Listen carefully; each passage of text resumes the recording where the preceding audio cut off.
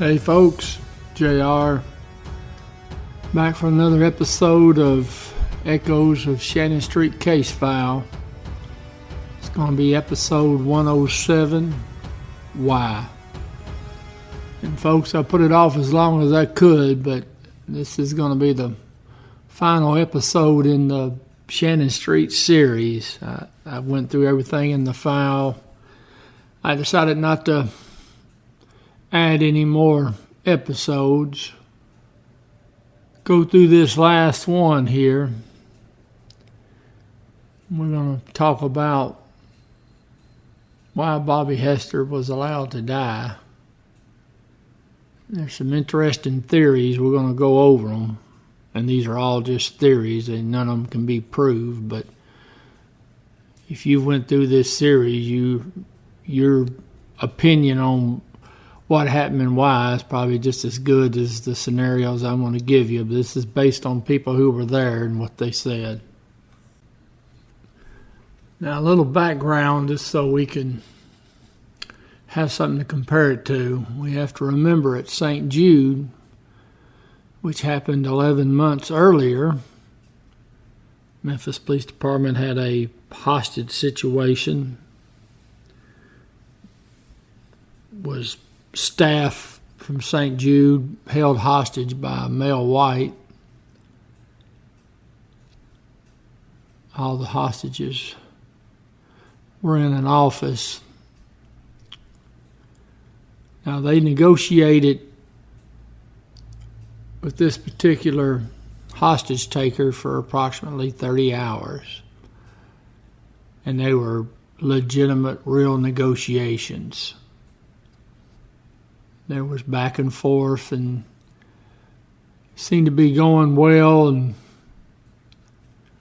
I think the consensus was they were going to be able to talk this guy down and get him to go on and surrender and let the hostages go, and that would be the perfect hostage situation where the hostages and the hostage taker are all walk out alive, no one's hurt.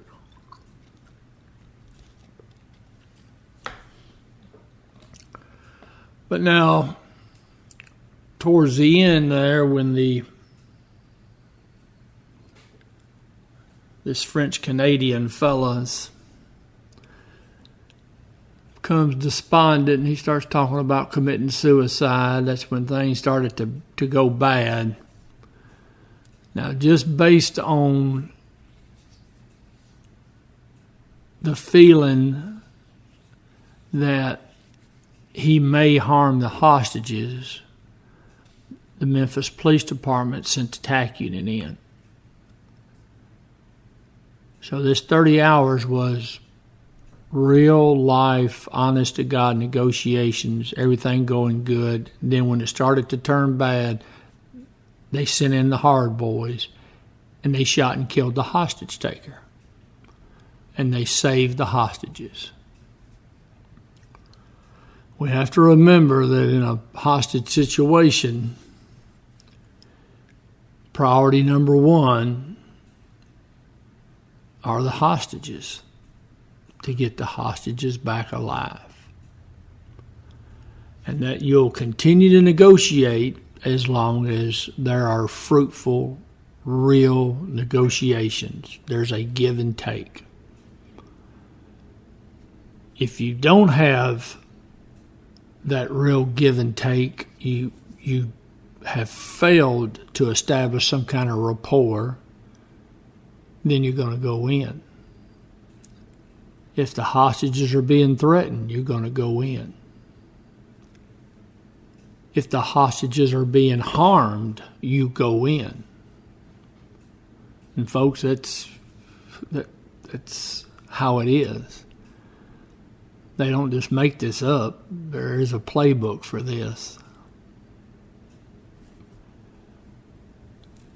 So, other than having to kill the hostage taker, St. Jude is a classic textbook hostage negotiation that then turned to a tactical situation when it was called for. So what happened at Shannon Street? Why did the hostage, why was he allowed to be beaten to death?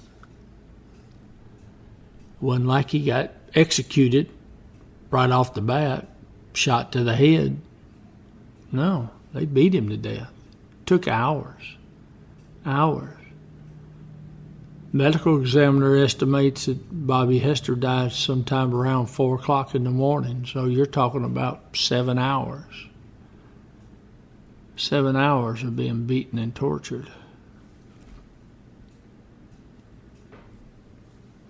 Now, theory number one is, and by the way, all these theories all start with or predicated on politics. There were outside influences that affected decisions being made by the police department. And if you've went through this series, I think you can agree that there's something wrong somewhere. Whatever the reason is, something's wrong. All right, scenario one is that the mayor at the time was concerned about his ability to run for election. He had been appointed. He hadn't been elected. He was appointed to fill wife Chandler's term. Now, the concern is you've got a white police officer and black suspects holding him hostage. And the concern is the TAC unit, which is all white, goes in and they shoot and kill any of the hostage takers. It may affect the mayor's ability to get elected. And if you notice at Shannon Street, it lasted approximately 30 hours. Now, the story goes, the theory is that the director was told that he was going to have to wait 30 hours before he could send the TAC unit in, because that's how long they waited before they sent the TAC unit in to take out the French-Canadian fella at St. Jude. I believe his name was Goulet.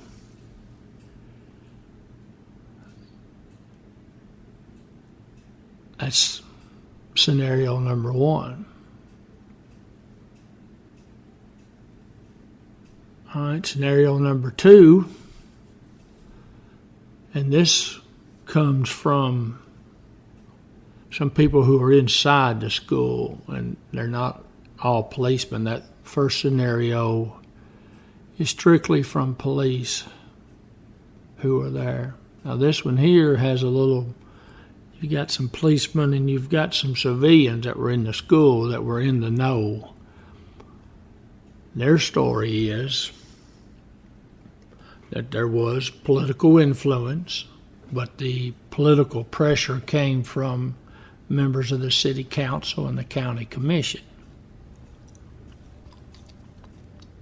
who were concerned about the all-white TAC unit going in and shooting and killing the male black suspects.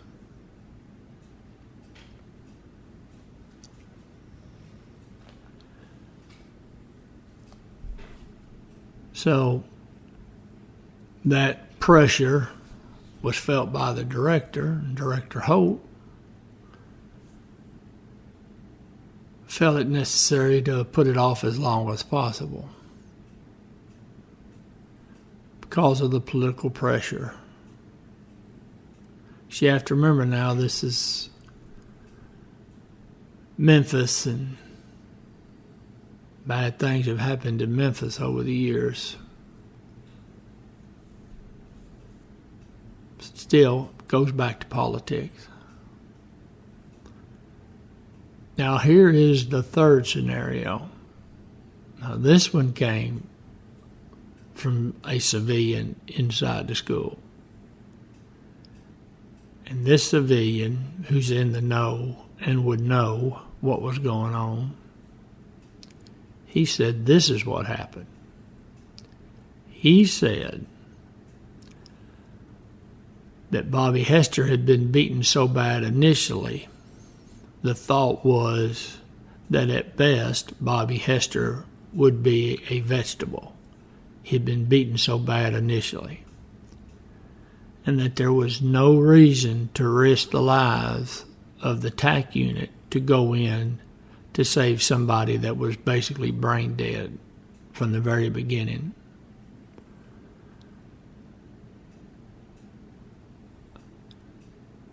Now that may be so, but I find that theory just as disgraceful as I would the others. That you have people in power making medical decisions and they've never seen the patient. So they decided that however much longer Bobby had to agonize inside the house, they weren't going to go in. And if you'll look back in some of the episodes, especially the ones in the press conference, I've mentioned it, I think, in a couple episodes. If you notice, Director Holt said we didn't go in until we knew Bobby Hester was already dead. They already knew he was dead. So if you're waiting for Bobby Hester to be dead to go in, why are you going in? Why are you going to risk the lives of the TAC unit for a dead man? You let him die, so why go in? You might as well sit out there and wait them out. Take all the suspects into custody. Once they get tired, sooner or later they're going to go to sleep. Sooner or later they're going to get hungry. Absolutely amazing. Don't forget what the hostage negotiators said when we did the documentary on Shannon Street. They said this is not a hostage situation, this is a siege, because the hostage takers don't want anything. There was never any viable negotiations.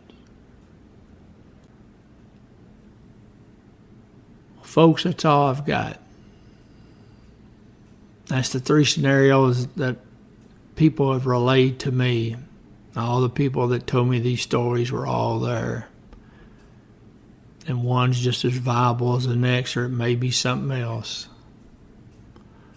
All I know is that all those officers who were there have suffered and continue to suffer over that incident because they weren't allowed to save Bobby. And they have a lot of guilt carrying a heavy burden for something they had no control over.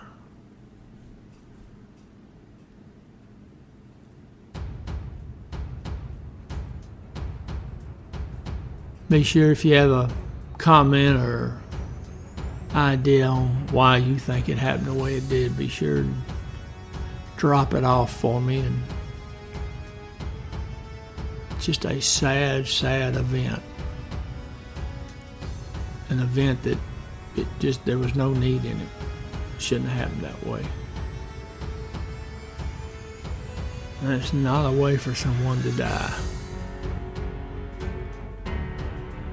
All right, folks. Well, even though this series is over, I'm doing Fallen Badge and Mayhem in the Mid-South, and I'll be doing some other things. So hopefully y'all stick with me, and if you have any ideas on things that you want us to go over and talk about, be sure and let me know in the comments, because we'll sure go over them or go whatever path y'all want to go.